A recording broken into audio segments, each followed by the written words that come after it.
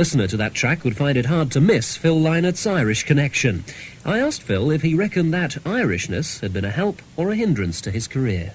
For Thin Lizzy and for myself, I think it's been an advantage because very early in our career we had to make the decision to leave home and come to the big smoke in search of fame and fortune, you know.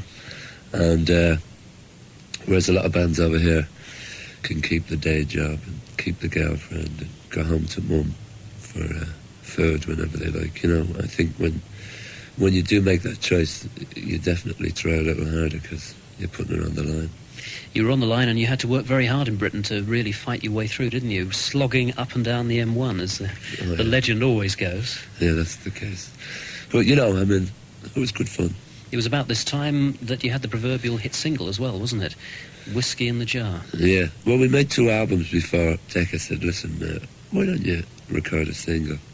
And I'd written a song called Black Boys on the Corner.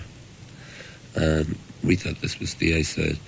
And we were rehearsing one day and we were messing around and I used to do Whiskey in the Jar in the folk circuit at home.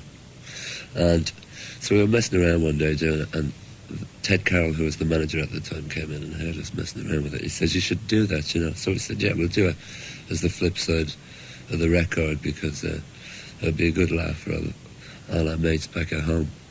Because when Decca heard it, they went for Whiskey in the Jar and made it, so... Did they want you to make more whiskies in the jars to follow it up? Oh, yeah.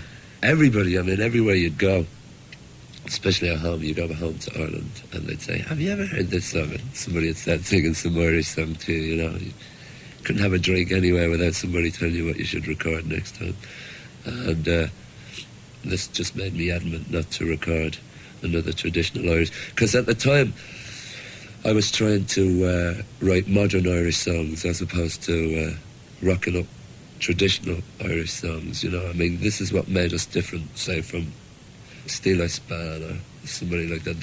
They just rock up traditional things. I was trying to write modern songs, you know, because eventually they become traditional. I mean, that was the whole point with Black Rose as well. They can be done. You can write them, you know.